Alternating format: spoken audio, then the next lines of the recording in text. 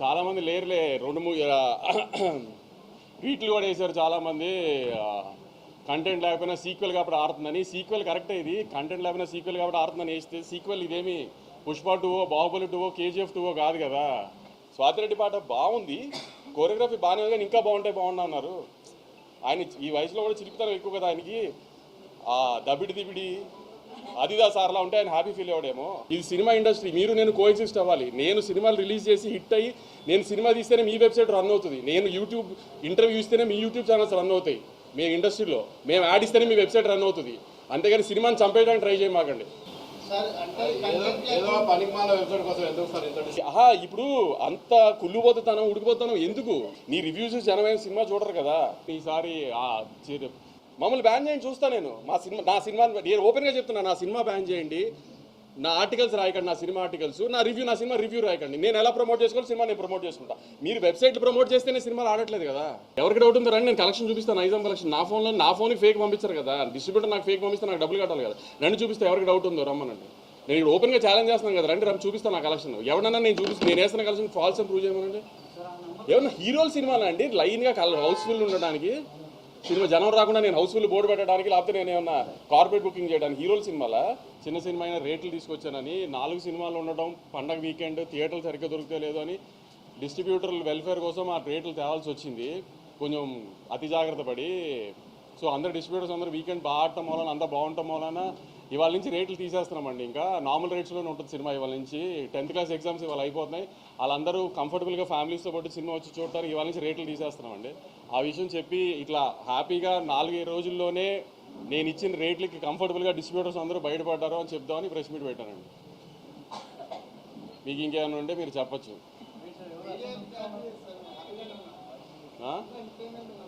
చాలామంది లేరులే ట్వీట్లు కూడా వేశారు చాలామంది. కంటెంట్ లేకపోయినా సీక్వెల్ కాబట్టి ఆడుతుందని. సీక్వెల్ కరెక్టే, ఇది కంటెంట్ లేకపోయినా సీక్వెల్ కాబట్టి ఆడుతుందని వేస్తే సీక్వెల్ ఇదేమి పుష్ప 2 బాహుబలి 2 KGF 2 కాదు కదా.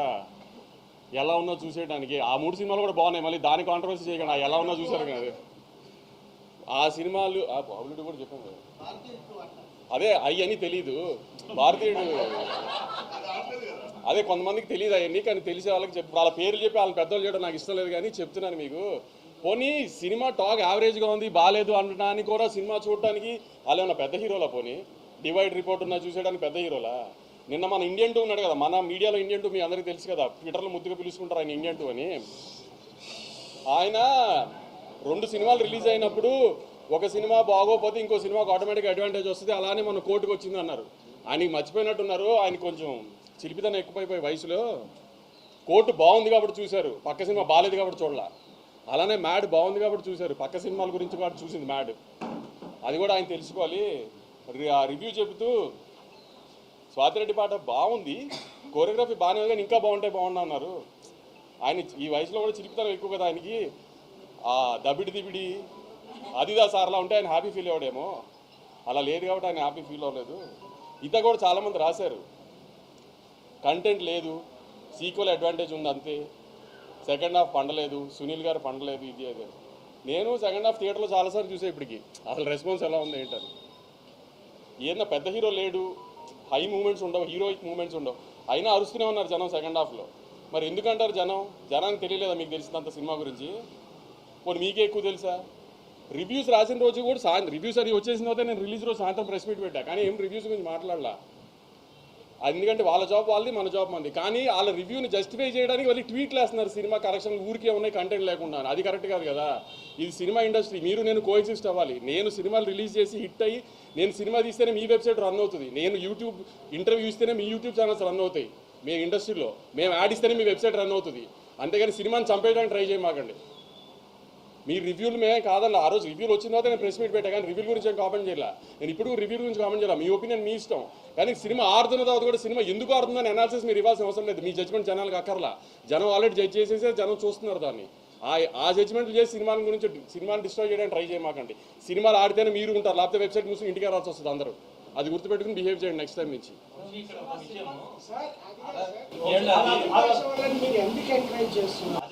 అదే మా తప్పు చెప్తున్నా కదా, అదే మేము చేసిన తప్పు అదే ఇప్పుడు దాకా.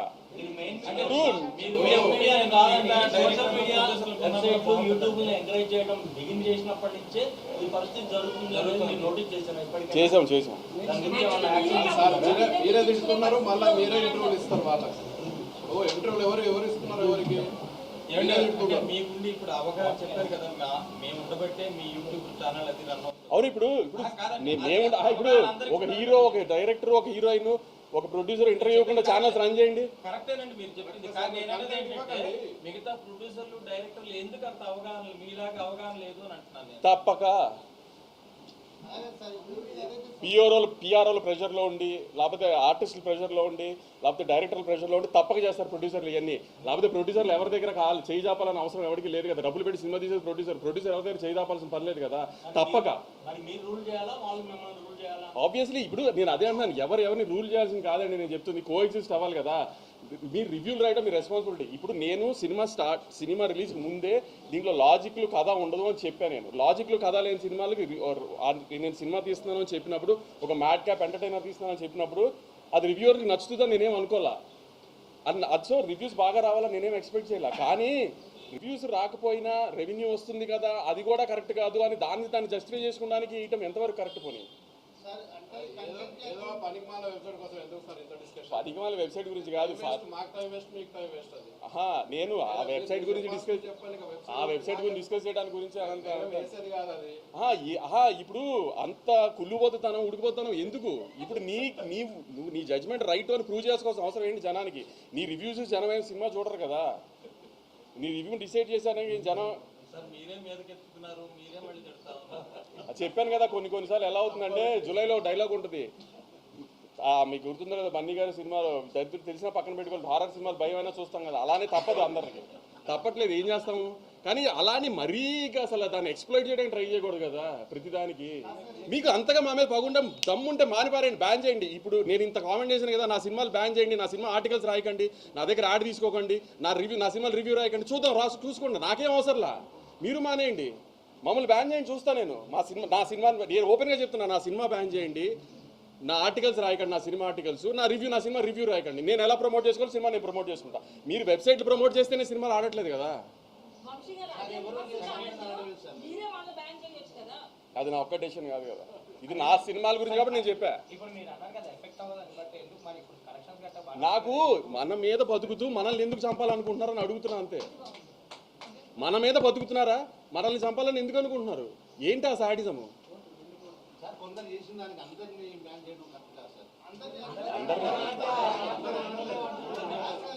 ఇప్పుడు కొంతమంది పేర్లు చెప్తే అనవసరంగా పెద్దవాళ్ళు చేసినట్టు అవుతుంది, అది కూడా నాకు ఇష్టం లేదు, అందుకని చెప్పట్లేదు.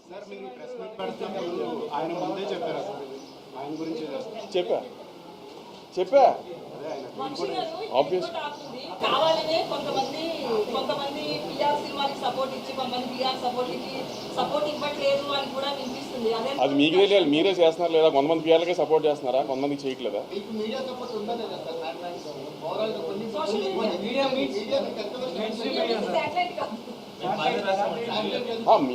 మెయిన్ స్ట్రీమ్ మీడియా అంతా బాగా రాసింది, సోషల్ మీడియాలో కూడా అంతా, ట్విట్టర్లో కానీ ఎక్కడ కానీ నెగిటివిటీ ఏం పెద్ద లేదు. కానీ ఇప్పుడు నేను తీసిన సినిమా రివ్యూవర్కి నచ్చే సినిమా నేను తీయలేదు. నేను ఒక ప్రాపర్ కమర్షియల్ థియేటర్ సినిమా తీశాను, ఆ థియేటర్లో జనానికి నచ్చింది. అది ఎందుకు మీ రివ్యూలు మీరు రాశారు, దాన్ని ఎవరో మేము కాదనలేదు కదా. దాన్ని ఎందుకు మీరు యాక్సెప్ట్ చేయండి? సినిమా ఆడుతుందని కూడా, సినిమా ఆడుతుందని కూడా బంకలు ఎత్తుకుతుంది ఎందుకు?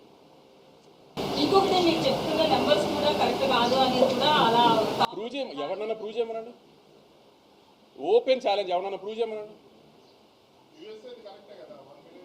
ఆబ్వియస్లీ నైజాం ప్రూవ్ చేయమనండి. ఇప్పుడు ఎవరికి డౌట్ ఉందో రండి, నేను ఫోన్లో చూపిస్తా.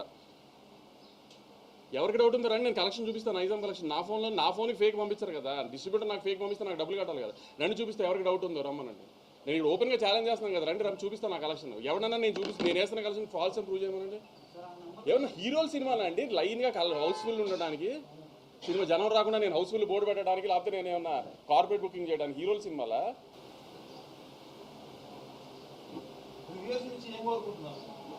నాకు రివ్యూస్ నుంచి ఏమీ కోరుకోవట్లేదు. నేను అంటుంది, మేము మీ రివ్యూస్ని రెస్పెక్ట్ చేసి అందరం యాక్సెప్ట్ చేసినప్పుడు, సినిమా ఆడుతున్నప్పుడు ఆ సినిమాని ఎందుకు సపోర్ట్ చేయరు, ఇంకా ఎందుకు పుష్ చేయరు ఆ సినిమాని? మీరు అబ్జర్వ్ చేశారా, ఏ వెబ్సైట్లో కూడా రివ్యూస్ వచ్చిన ఏ వెబ్సైట్లో కూడా గత 4 రోజులుగా సినిమా బాగా ఆడుతుంది, కలెక్షన్స్ బాగుతున్నాయి అని ఒక్క వెబ్సైట్లో ఒకే ఒక వెబ్సైట్లో వచ్చింది ఆర్టికల్, మిగతా దేంట్లోనూ రాలా.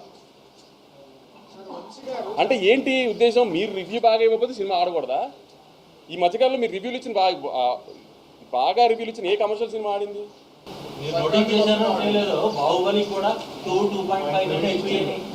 సినిమా పేర్లు రివ్యూలు మీరు రివ్యూ మీ జాబ్ మీరు ఇచ్చేసారు, అయిపోయింది. దాని తర్వాత సినిమా బాగుంటుంటే దాన్ని ప్రమోట్ చేయడం కూడా మీ జాబ్ కదా. దాని పక్కన పెట్టేసి మీ రివ్యూని జస్టిఫై చేసుకోవడానికి ట్రై చేస్తే అది ఎంతవరకు కరెక్ట్ పోనీ? సినిమాకి అందరూ బాగానే ఇచ్చారు కదా సార్. ఇవ్వాల మీరు కంటెంట్ నమ్ముకున్నప్పుడు వెబ్సైట్లో అది నమ్ముతాను అనట్లేదు నేను, మీకు చెప్తున్నా. నేను ఇప్పుడు రివ్యూ అయితే ఎఫెక్ట్ చేసిందని కూడా అనట్లా. రివ్యూ ఎఫెక్ట్ చేసి నాకు జీవి గారు చెప్పినట్టు 1 మిలియన్ చేయదు, నేను అదే అనట్లా.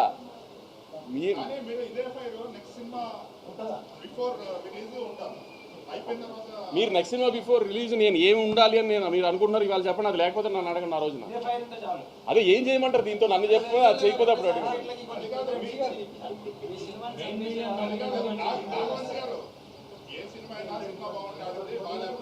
అంతే ఆబ్వియస్. సార్ నేను ఆడియన్స్ కూడా చెప్తున్నానండి, రివ్యూ అనేది ఒక మనిషి పర్సనల్ ఒపీనియన్. అతను ఒక ఎలక్షన్ రిజల్ట్ లాగాను వీటి లాగాను ఒక 15 మంది ఒక 100 మందో 200 మందో 1000 మందో 15,000 మందో ఒపీనియన్ తీసుకుని రివ్యూ రాసేది ఒక మనిషి పర్సనల్ ఒపీనియన్. ఆ రోజు వాళ్ళ ఆవిడతో ఇంట్లో గొడవ అయితే ఆ సినిమాకి బ్యాడ్ రివ్యూ రాసిన ఆశ్చర్యం లేదండి. రివ్యూలు దయచేసి నమ్మకండి, అతను అది పర్సనల్ ఒపీనియన్ అంతే.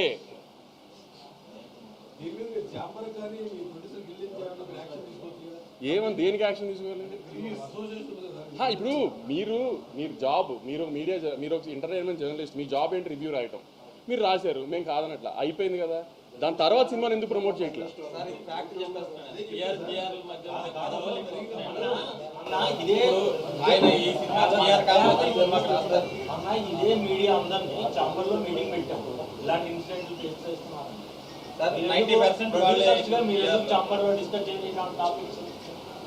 చెప్పాను కదా, ఒక సినిమా రిలీజ్కి వచ్చేప్పటికి ఏ ప్రొడ్యూసర్ వీక్నెస్ ఎలా ఉంటుంది, ఏ డైరెక్టర్ వీక్నెస్ ఎలా ఉంటుందో చెప్పలేము.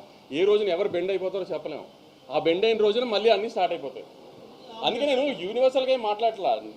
మీకు నన్ను బ్యాన్ చేయండి పోనీ మీ వెబ్సైట్లో, నా సినిమా బ్యాన్ చేయండి. నా సినిమా గురించి రివ్యూ రాయకండి, నా సినిమా నెగిటివ్ రాయకండి, పాజిటివ్ రాయకండి. మీకు మేము అవసరం లేదు, మీరు ఇండిపెండెంట్గా చేసుకోగలుగుతారు అంటున్నారు కదా. సినిమాలతో ప్రొడ్యూసర్లతో సినిమా ఆడటం, సినిమా బాగుండటం మీకు అవసరం లేనప్పుడు అలా చేయండి పోనీ. అదే చెప్తాను కదా, అదే లక్ష్మారావు నేను మీకు చెప్పేది. అదే రివ్యూ రాయటం నేను తప్ప అనట్లా. రివ్యూ రాయటం అతను పర్సనల్ ఒపీనియన్, అతను రాయచ్చు. అతను నచ్చుంటే అతను నచ్చిందని రాస్తాడు, నచ్చింది తర్వాత జరిగిందా నీకు అదే అన్న. అది ఇంకా బేసిక్ ఎథిక్స్ కదా, సినిమా ఇండస్ట్రీలో ఉన్నప్పుడు అది బేసిక్ ఎథిక్స్గా మెయింటైన్ చేయాలి కదా. మెయింటైన్ చేయని విషయంలో మీరు నెక్స్ట్ ఏం చేయబోతున్నారు? నెక్స్ట్ సినిమా కూడా ఇదే అవుతే ఏం చేస్తారు? అదే చెప్తున్నాను కదా, నెక్స్ట్ సినిమాకి ఏం చేయాలంటే వాళ్ళని మేము దూరం పెడతాం. ఆబ్వియస్లీ వాళ్ళు మమ్మల్ని దూరం పెడితే హ్యాపీ, గొడవే లేదు కదా.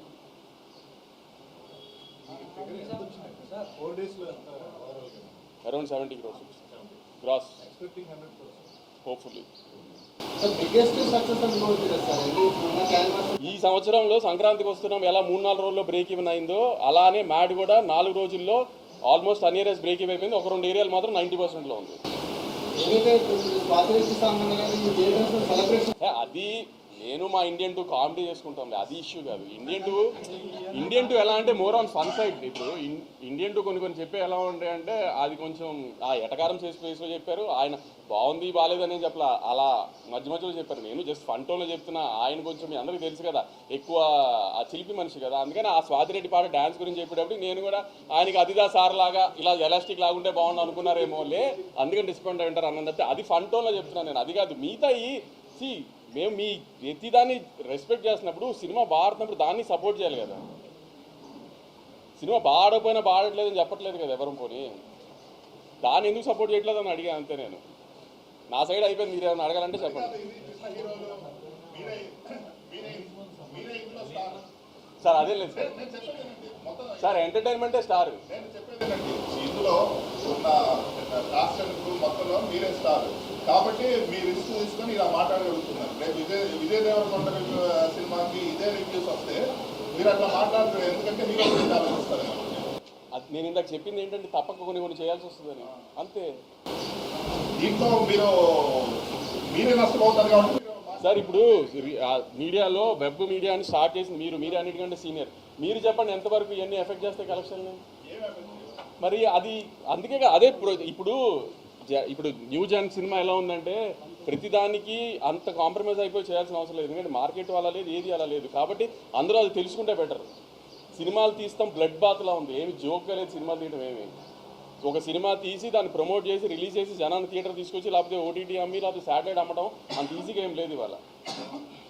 దాంట్లో మాకు ఇవన్నీ కూడా ఎందుకంటే నా సపోర్ట్ చేయకుండా. ఇప్పుడు జరిగిన పరిణామాలను బట్టి మెయిన్ స్ట్రీమ్ మీడియాకి మీకు ఎంత ప్రాధాన్యత ఇవ్వబోతుంది? ప్రాధాన్యత సోషల్ మీడియానే ఎంకరేజ్ చేస్తారా, వెబ్సైట్నే ఎంకరేజ్ చేస్తారా? అంటే ఓవర్సీస్ మార్కెట్ దృష్టిలో పెట్టుకొని మీరు వెబ్సైట్ ఓవర్సీస్ మార్కెట్ కూడా ఓవర్సీస్ మార్కెట్ దృష్టిలో పెట్టి ఎవరు బిహేవ్ చూడడం జరుగుతుంది. చాలా మంది ప్రొడ్యూసర్స్ వెబ్సైట్లో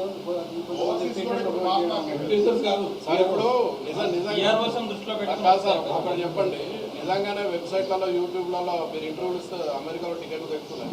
అదే అలా ఏమి దేనికి తెగవండి. ఇప్పుడు ఆ లెక్కన నెలకి 15 సినిమాలు రిలీజ్ అయితే వారానికి 2 వేసుకోండి, నెలకి 10 సినిమాలు రిలీజ్ అయితే ఎన్ని సినిమాలకు ఓపెనింగ్ వస్తుంది? వాళ్ళు చెప్పేది మీరు చెప్పేది ఏంటంటే వాళ్ళకి ఇంటర్వ్యూలు ఇస్తే మీకు అమెరికా టికెట్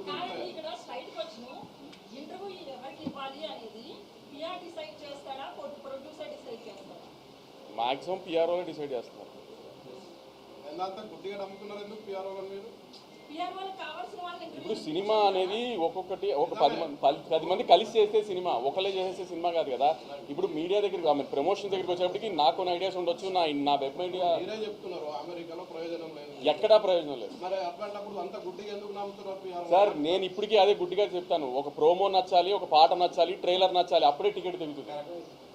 ఇంకేం చేసినా టికెట్ తగ్గదు. మిగతా అన్నీ నేను చాలా ఇంటర్వ్యూలో చెప్పా, పలానా డేట్కి మా సినిమా వస్తుంది అని చెప్పడానికి చేసే సోర్స్ ఆఫ్ మీడియానే ఇంటర్వ్యూస్ కానీ యాడ్స్ కానీ అన్నీ. దానికి పిఆర్ఓలు వీళ్ళకి చేయమంటే అలా చేస్తున్నాం అంతే. ఏదైనా కంటెంట్ నచ్చకుండా మీరు ఎన్ని ఇంటర్వ్యూలు ఇచ్చినంత మాత్రం ఓపెనింగ్ తేలేము. కంటెంట్ నచ్చితే మీరు ఇంటర్వ్యూ ఇవ్వకపోయినా ఓపెనింగ్ వస్తుంది. మరి నేను మళ్ళీ చెప్తున్నానండి, నాకు ఎవరి మీద పగలేదు, గొడవ పెట్టుకోవాలని నేనేం రాలేదు.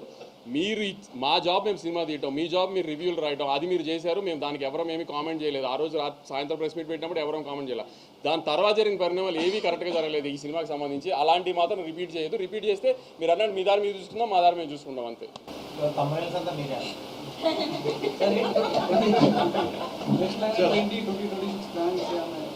చాలా మిగతా ప్రొడక్షన్స్ మొత్తం లైనప్ బాగుంది. నుంచి ఎలా లైనప్? నాకు కూడా నెక్స్ట్ 1 ఇయర్ ఈ ఇయర్లో 4 రిలీజెస్ ఉన్నాయి, ఇంకా బ్యాలెన్స్ 4 రిలీజెస్ ఉన్నాయి.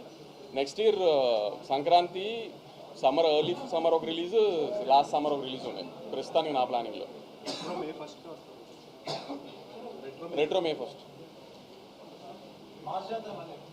మాస్ జాతర జూలై అనుకుంటున్నాం మోస్ట్. Kingdom May 30th. ఒకప్పుడు దిల్రాజ్ గారిని ఐఎస్ఎంఆర్ అనేవారు సినిమాలు ఆయన నాగవంశీ అంటున్నారు. ఎందుకంటే ఆయన కంటెంట్ సినిమాలు అన్నీ ఆయన తెలుస్తున్నాయి, ఎట్లా ఏంటి ఆడియన్స్ పల్స్ అది తెలుస్తారు నాగవంశీ. ఆయన పక్కన పెట్టండి, మీరు మా గురించి మేము అడుగుతున్నాం, చెప్పండి మీరు సమాధానం. లేదు ఆమె కంటెంట్ అంతా క్లిక్ అవుతుంది. Hopefully I'm very happy. అన్ని సినిమాలు అన్నీ బాగా జరుగుతున్నాయి. ఇలానే జరగాలని టచ్ వుడ్ కోరుకుంటున్నాను అంతే. ఎవరు ఇక్కడ దేవుళ్ళు కాదు, ఎవరు ఫ్లాపులు అందరికీ పడతాయి, ఫ్లాపులు లేకుండా ఎవరు అవాయిడ్ చేయలేరు. ఫ్లాప్ పడినా మళ్ళీ ఒక హిట్ సినిమా తీయాలని కోరుకోవాలి తప్పితే జరుగుతున్నదంతా బాగా జరుగుతుంది. హోప్ఫుల్లీ అదే కంటిన్యూ అవ్వాలని కోరుకుంటున్నాను.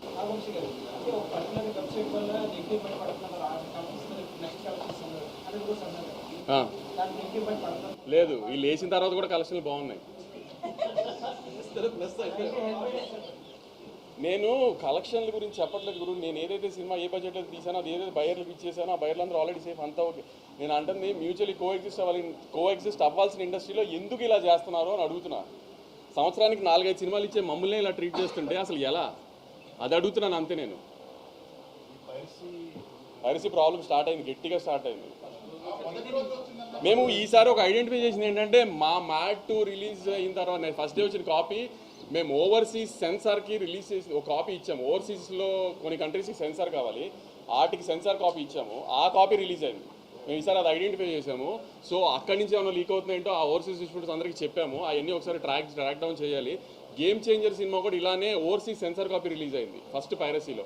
ఇవన్నీ ఒకసారి ఇప్పుడు ట్రాక్ డౌన్ చేయాలి, ఎక్కడెక్కడ లూప్ హోల్స్ ఉన్నాయో. ఈ 2 సినిమాల్లో ఇది అబ్జర్వ్ చేసాము, ఓవర్సీస్ సెన్సార్ కాపీ రిలీజ్ అవుతుందని. అయిసారి ఇప్పుడు ఓవర్సీస్కి సెన్సార్కి కాపీ ఇస్తున్నప్పుడు ఇంకా జాగ్రత్త పడాలి. అది ఆ డిస్ట్రిబ్యూటర్ అందరితో కూడా ప్రామినెంట్గా చూడాలి. మామూలుగా థియేటర్ కాపీ వస్తే దాన్ని ఇంకా చేయలేము, దాన్ని ఏం చేయాలి ఇప్పుడు చూడాలి. ఎందుకు సడన్గా ఇంత 2 months ఇంత ర్యాంపేజ్ లాగా వచ్చేసింది. యాక్చువల్లీ మన సికందర్ అయితే మరీ అన్యాయంగా ముందు రోజు రాత్రి వచ్చేసింది. సో ఇట్లాంటి ఏంటో మరి సడన్గా ఇంత వచ్చింది, ఇదేంటో ఒకసారి మళ్ళీ గట్టిగా ఒకసారి దిల్ రాజు గారు మొన్న అదే చెప్పినట్టు ఒకసారి ఎఫ్డీసీతో కూర్చుని గవర్నమెంట్తో డిస్కస్ చేసి ఏదైనా చేయాలి హ్యూజ్ స్కేల్లో, లేకపోతే చాలా డ్యామేజ్ చేసేట్టు ఉంది ఫర్దర్గా వెళ్ళే కొద్దీ.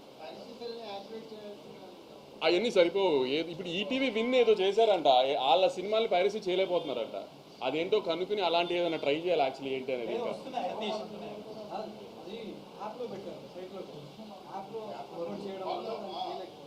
HTML వెబ్సైట్లో పెట్టలేదు. అది కూడా వన్ డే ఆపగలిగారు. సెకండ్ డే స్క్రీన్ రికార్డ్ చేసి అప్లోడ్ చేస్తారు. పైరసీ కూడా మోస్ట్లీ స్క్రీన్ రికార్డింగే కదా, థియేటర్ రికార్డింగే కదా. అవును. ఇంకేదైనా ఉందా? హిందీ సినిమాలు ఏమైనా చేస్తున్నారంటే చాలా మంది ఇప్పుడైతే లేదండి. అదర్లాండ్ తమిళ్లో స్టార్ట్ చేస్తుంది. మీ వెనకాల ఏమైనా అదృశ్య శక్తులు ఏమైనా పనిచేస్తున్నాయి? మీడియా ఏమి కాదు, ఆ మీడియా మీరు ఎవరైతే ఎంతసేపు అనుకున్నారో ఆయనను ప్రోత్సహించమేనా మీ శత్రువులు? లేదు, అది చెప్పాను కదా, అదేం లేదు.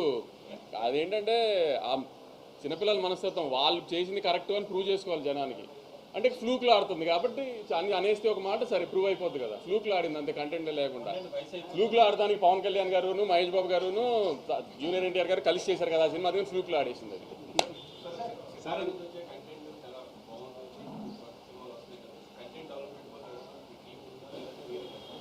కంటెంట్ డెవలప్మెంట్ టీమ్ కదా, ఒకసారి కథ విని సినిమా చేసిన తర్వాత రిలీజ్కి ముందు మాత్రం ఒక 5-6 కూర్చొని దాన్ని సెట్ చేసుకుని బాగుంటుంది అనుకుంటే బాగుంది, లేదు ఇష్యూస్ ఉన్నాయనుకుంటే ఇష్యూస్ సార్ట్ చేయడానికి 5-6 మంది కూర్చొని సార్ట్ చేసుకుంటాం. అలా బ్లైండ్గా రిలీజ్కి వెళ్ళము. అది యావరేజ్ అని మాకే అనిపించినా దాన్ని ఎంత బెటర్ చేయడానికి చూస్తాం, బాగుంది అనిపించినా ఇంకెంత బెటర్ చేయడానికి చూస్తాం. ప్రతి సినిమా విక్రమ్ గారు చూస్తారండి, అంటే స్క్రిప్ట్ సెలెక్షన్ స్క్రిప్ట్ దగ్గర కాదు, యావిడ్కి వచ్చింది, ఎడిట్కి వచ్చింది.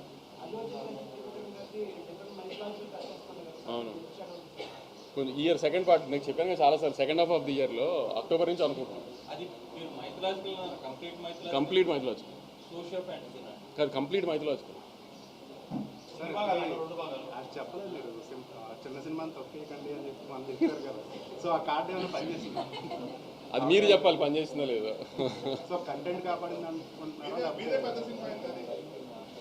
గురు ఎంటర్టైన్మెంట్ సినిమా ఎప్పుడు డిసప్పాయింట్ చేయదు, నవ్విస్తే. నేను అదే నమ్మాను.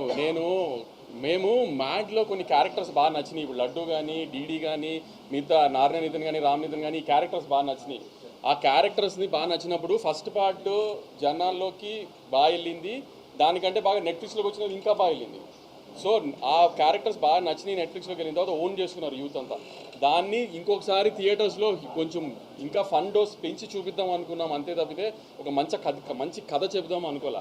మ్యాడ్ 1తో కంపారిజన్స్ వస్తాయి డెఫినెట్గా, నాకు తెలుసు. ఎందుకంటే మ్యాడ్ 1 ఒక కాలేజ్ సినిమా, కాలేజ్ లైఫ్ మీద సినిమా తీసి అది బాగుంటే జనానికి ఖచ్చితంగా అది బాగా నచ్చుతుంది. ఎందుకంటే ఎవరైనా కాలేజ్ లైఫ్ని గుర్తు తెచ్చుకోవాలని ట్రై చేస్తారు, ఓన్ చేసుకుంటారు కాలేజ్ లైఫ్ని. సో దాంతో కంపేర్ చేసుకోవద్దు. ఇది డిఫరెంట్. కాలేజ్ అయిపోయిన తర్వాత 4 కుర్రాళ్ళు కలిసి గోవాలో చేసే ఫన్ ఇది. సో దీనికి లాజిక్లు ఉండవు, ఏముండవు, గోవాలో చేసే ఫన్నే ఉంటుంది అని క్లియర్గా చెప్పాను. నేను అదే దాని మీదే స్టాండ్ అయ్యాను. ఆ ఫన్ వర్కౌట్ అయింది, జనాలు థియేటర్కి వచ్చి ఎంజాయ్ చేశారు అంతే.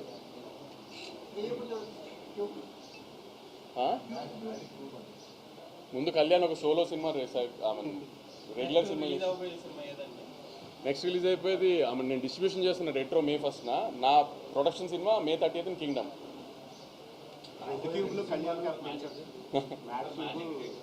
మ్యాజిక్ స్కూల్స్ కాలేజెస్ మొదలైన తర్వాత June July. అది కొద్దిగా కేజీఎఫ్ బ్యాక్డ్రాప్ అట్లా ఉందండి.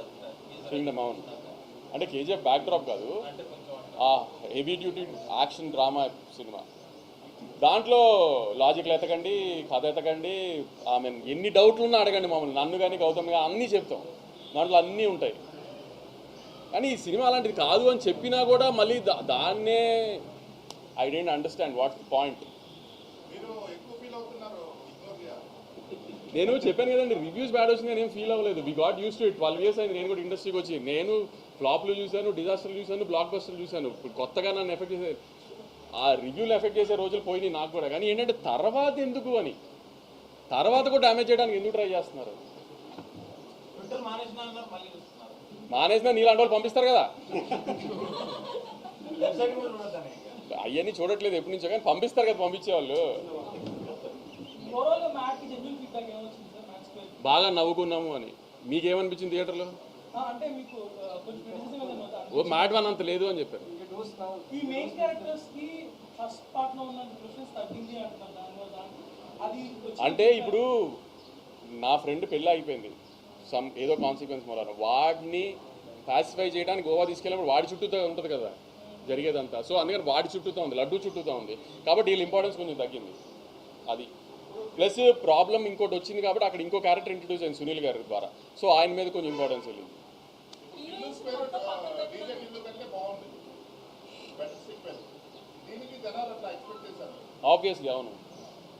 సో అలాగా అలా ఏమైనా డిసప్పాయింట్ అయ్యారేమో తెలియదు, కానీ చాలామంది మ్యాడ్ వన్ కంటే మ్యాడ్ 2 బాగుందని కూడా చెప్పిన వాళ్ళు కూడా ఉన్నారు నాకు ఫన్ పాస్. సార్ ఇప్పుడు బాగుంటాం ఓకే, సినిమా కాదనట్లా. ఇప్పుడు మ్యాడ్ వన్ మీకు ఫస్ట్ డేనే ప్రెస్ మీట్లో చెప్పా, మ్యాడ్ వన్ కొన్ని ఏరియాలు ఎక్కడెక్కడ చేసినా అది డే 1 ప్రాసెస్ అని. ఇప్పుడు అలానే మ్యాడ్ వన్ ఆంధ్రాలో మాక్సిమం 3 crores చేసి ఉంటుంది, ఇవాళ ఆంధ్ర ఇది అట్లీస్ట్ 12 crores చేస్తుంది. మీరు చెప్పండి ఏది బెటర్? ఇప్పుడు మనం సినిమా తీసేది డిస్ట్రిబ్యూటర్లు బాగుండాలని కదా, జనం ఎంజాయ్ చేయాలని కదా. Commercially match better. ఆబ్వియస్లీ అందుకే ఇది కమర్షియల్ మీటర్ సినిమానే, ఇది ఒక కల్ట్ ఫిల్మ్ కాదు అని చెప్పాను కదండి నేను. I never said it was a cult film, I making cult classic like that అని కదా. పోనీ రివ్యూస్ పాయింట్ ఆఫ్ వ్యూలో లక్కీ భాస్కర్ ఇండియా అంతా ప్రేజ్ చేసిన కల్ట్ ఫిల్మ్ కదా, నేను ఛాలెంజ్ చేసే తప్పు పట్టుకుంటాను కదా. పోనీ దాన్ని ఏమన్నా అద్భుతంగా పొగిడారా? పొగడలేదు కదా. రివ్యూస్లో దాన్ని అద్భుతంగా ఏం పొగడలేదు కదా. ఓకే మంచి సినిమా అన్నట్టుగా రాశారు, ఏమైనా అద్భుతంగా పొగిడారా? మరి ఏంటి బ్యారియర్ ఏంటి అసలు? మీ బ్యారియర్ ఏంటి? పోనీ అంటే మీ పర్సనల్ ఇంట్రెస్టే కదా అక్కడ కనబడుతుంది, మీ పర్సనల్ ఒపీనియనే కదా అక్కడ కనబడుతుంది. ఇండియా అంతా నచ్చింది, 16 weeks నెట్ఫ్లిక్స్లో టాప్ 10లో ఉంది, లేటెస్ట్ రీచ్.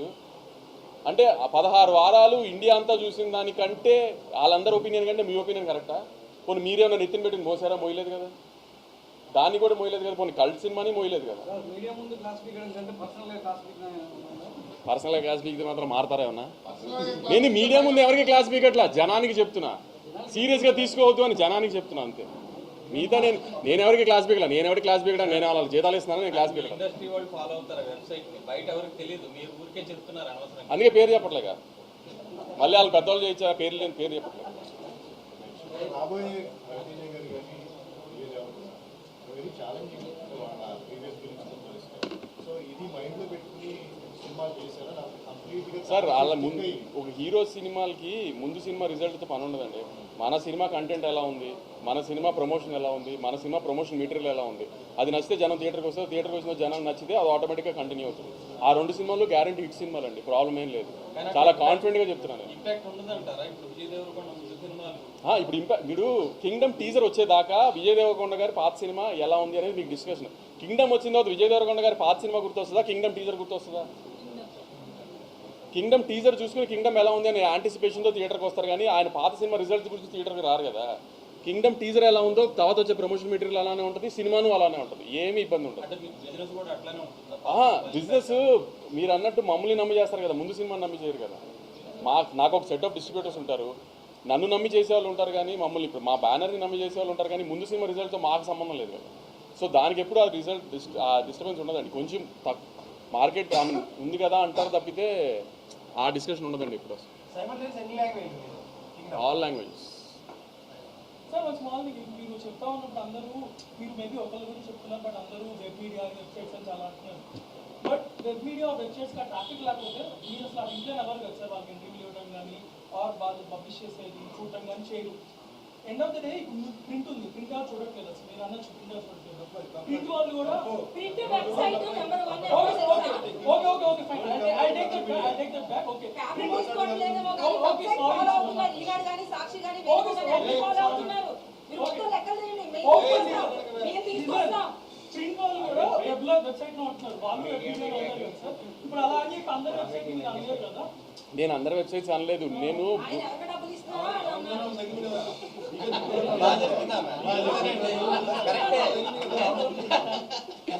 నేను ఒకరిని టార్గెట్ చేసి అనట్లా, నేను అంటుంది అంటే టీవీలో జర్నలైజ్ చేస్తున్నారు కదా సార్, దాని గురించి ఆపేసి ఈ టాపిక్ వేరే దానికి వెళ్తుంది.